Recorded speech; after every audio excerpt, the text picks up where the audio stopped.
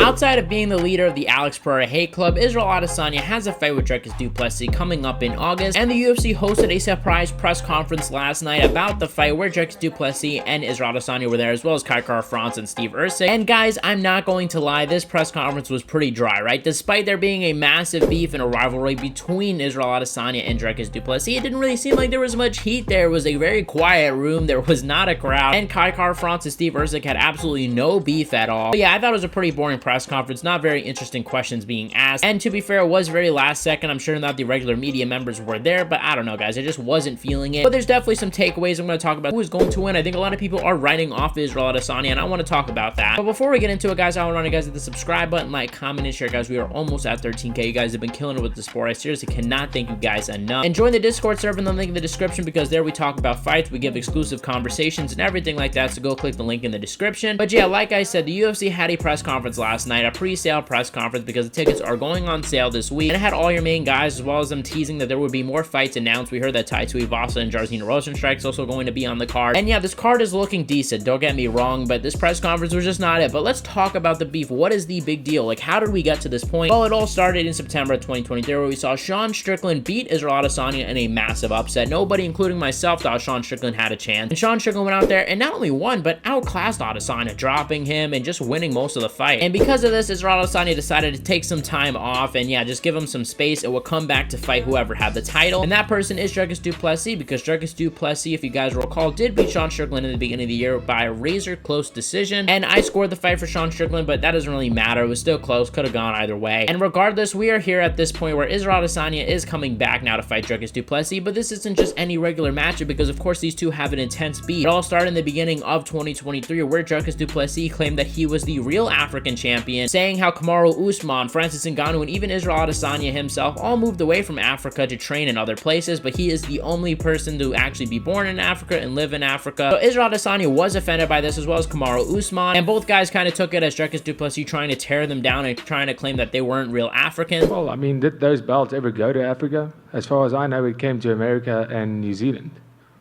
I'm going to take a belt to Africa. I'm the African fighter in the UFC.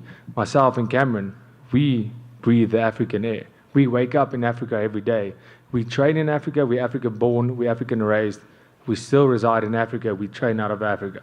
That's an African champion, and that's who I'll be. And I've talked about this beef before. I mean, honestly, I don't really care that much about who's right, who's wrong. Like, it's just interesting that these two have beef. I think people are making it to be something that it's not in both ways, if you guys know what I mean. I just think it's such a stupid thing to beef about, honestly. But hey, I'm excited that there is some sort of friction, that there's something selling the fight, and that's all I care about. But like I said, guys, we had the press conference last night, and Dricus Du Plessis is making his first title defense, and this is a big deal. He's going to make it against Israel Adesanya. And Dricus Du Plessis kind of starts the press conference calm, kind of talking about how they are both, you know, African-born champions headlining a pay-per-view and how historic this is. And Israel Adesanya kind of touches on what I was kind of saying before about him slowing things down, you know, taking a long break, having the longest layoff of his career so far, and just saying that he doesn't even care about the belt anymore, and that he is going after Dricus Du Plessis and just going after new guys, and that's all he cares about. Now, I kind of find this hard to believe, because I think if this was genuinely his mentality, I don't think he would be going after Dricus Du Plessis. I would probably assume he'd be going after Sean Strickland, seeing that Sean Strickland beat him, right, and beat him rather convincingly. And if Israel Adesanya truly cares about getting heads and, you know, finding new targets, I would think that his number one target would be the guy that actually dominated him. I'm not even trying to hate on Israel Adesanya. Like, I don't blame him for taking the Dricus Du Plessis fight, but I'm just saying his attitude quite clearly is not that. He clearly does care about the belt. I feel like fighters nowadays just kind of say that just to cope with the fact that they didn't win the title, or that they think they're not going to be able to win a title. Like, it's just so weird to me. Like, obviously everybody in the sport wants to be the champion. Like, that just makes no sense. Just from a pure monetary perspective, as well as an ego perspective, right? You win on all angles. We also heard a little bit from Kai Kara-France and Steve Erceg, but what I thought was interesting is when Steve Erceg was talking, you could see, you know, Israel Adesanya and Dricus Du Plessis, they're exchanging a look, you know, both looking at each other, both trying to intimidate the other. And like I said, outside of that, it was a pretty dull press conference, but we do see at the end the big face-off between Israel Adesanya and Dricus Du Plessis. And this face-off was so long, guys. Like, I mean, these two were literally like, you know, I don't know what they were doing, like just staring into each other's eyes. It was giving me like Deontay Wilder, Tyson Fury type vibes. Like, both guys would not stop looking. Dana White was not there to break it up. And yeah, I don't think anybody really won the press conference. I mean, there was a slight back and forth with Israel Adesanya kind of making a shot at Dricus Du Plessis, you know, saying that he was going to show him where he comes from. And Dricus Du Plessis coming back saying, oh, that's why you're playing golf, because you're going to retire. I mean, it was very minimal trash talk. Like, that is probably the best highlight you're going to get out of this thing. Rubbed him off the wrong way.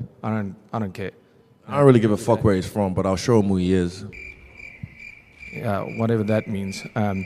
I'm glad you took up golf because, you know, that's a retirement sport. So I don't really want to talk about the press conference so much anymore, and instead I want to talk about the actual matchup because I think that's a lot interesting, right? The fight is happening August 19th, relatively soon, about a month and a half away. And yeah, I'm definitely going to be watching this fight. I think that there's a lot of cool buildup. I think there's a lot of, you know, interesting factors in this, you know, both of their styles. Israel Adesanya obviously being a really good kickboxer, and Dricus Du Plessis being a guy who was doubted a lot of his career, but recently only got the respect. And I think for Dricus Du Plessis, I think it really is a matter of can he get the grappling going, right? I mean, we saw against Sean Strickland, his cardio problems seemed to be no more, right? It seemed to be because of the nose surgery. If you guys recall, early in Dricus' career, he had cardio problems. Look at the fight with Darren Till. But then he got nose surgery, and look at the fight with Robert Whittaker. Look at the fight with Sean Strickland. He looks like a new fighter, and I would assume he probably would be a lot better against Israel Adesanya, especially now having the belt. So Dricus' cardio needs to keep up, because if he gets tired, Israel Adesanya will take over, because Israel Adesanya has some good takedown defense as well. Don't forget that. So I think it's going to really be a matter of Dricus Du Plessis, you know, going forward, being aggressive, you know, bringing him against the cage, and going for takedowns, you know, and definitely just trying to steal rounds that way. I think Dricus Du Plessis, I think the most dangerous way he can win the fight is, like I said, I think just shooting for takedowns, stealing rounds. And Israel Adesanya is spending these rounds mostly defending himself rather than being able to show any sort of offense. And maybe Dricus Du Plessis steals a decision that way. That's also what I think. Of course, there is, I guess, a submission threat, but I don't really see Dricus Du Plessis finishing Israel Adesanya, to be honest. I think if he does, he would have to be a really superior grappler. Like, I think he would have to really, you know, shoot for a takedown and be able to control Adesanya for the first round and maybe for the second round and really tire him out and get a submission. But I don't think it's going to be a situation where Dricus Du Plessis dominates him. I mean, look, crazier things have happened, yes, but I don't think it's going to be something where it's like an easy first round finish. Maybe he dominates him and wins all 5 rounds. I see that more possible than an early finish. But for Adesanya, I think it's a little more interesting, guys. You guys are counting out Israel Adesanya. You guys are clearly just, you know, hating on the guy. And look, yeah, I've had criticisms of him. I made a video recently making fun of him. I started off this video making fun of him. Look, yes, Israel Adesanya is a very fun guy to make fun of. I get that. But you guys have to separate the personality and the fighter. Israel Adesanya is a good fighter, right? We've seen multiple times where guys, yes, like Marvin Vettori, have been able to take him down. But he's also been able to get up, and he's also been able to display some offense. I think the key here for Adesanya is going to be his movement, which is something that he is good at. He's going to have to circle around, and I think he's going to have to not have his back up against the cage. He's going to have to circle off the cage, try to be in the center, use his feints like he does, and keep this thing at range. I think what Israel Adesanya has to do, I think the game plan is, you know, stay in front of Dricus Du Plessis, feint at him, and make Dricus Du Plessis panic a little bit, make him throw in response, and then counter him. Israel Adesanya has to be the counter striker here because we've seen Dricus Du Plessis overextend on some shots, and I do think it's a possibility that Adesanya finishes this fight. I'm not sure who I'm gonna go with yet, to be honest, because I do think it's a very close fight, but I think that's the game plan for Adesanya. He cannot just, you know, be up against the fence like he did in the Alex Pereira fight in that first fight, or like he did in the Sean Strickland fight. And he's gonna have to take chances against Dricus Du Plessis, and I think if Adesanya is, I think he'll be able to catch Dricus Du Plessis because he has some good counters, and when guys are usually going forward to Adesanya, when they're being over aggressive, that is where Adesanya does his best work. Look at the first Robert Whittaker fight. Look at the Paulo Costa fight. Look at the Derek Brunson fight even. Look at when Alex Pereira was pressuring Adesanya, getting reckless. He got caught and knocked out. Adesanya does have knockout power. It's just that he doesn't really commit to a lot of shots. But when somebody makes him commit and someone overextends, that is when Adesanya can knock you out. The thing about Sean Strickland is, yes, while he was pressing forward, he wasn't overextending. He was going forward with jabs, and Adesanya could not properly counter that jab. But Dricus Du Plessis is not going to go jab for jab with Adesanya. He's going to most likely blitz forward, and that is kind of why right now I am slightly leaning towards Adesanya, but I do want to look at some tape, want to watch a little bit more, and I'll make a better prediction when we get closer to the fight. But I would not be surprised to see an Adesanya finish, or at least an Adesanya decision win, but I do think it's a very close fight, and I do not know who is going to win. I could go either way right now, but I'm kind of leaning Adesanya. But guys, check out my last video where I talked about Alex Pereira and his performance at UFC 303 and that head kick and what's next for him in the heavyweight goals. I'm also going to leave my video where I talked about Israel Adesanya being super salty over Alex Pereira's wins. Guys, thank you guys for watching. You guys are the best fan base in MMA. Let me know what you guys think in the comment section below, and I'll see you guys in the next one.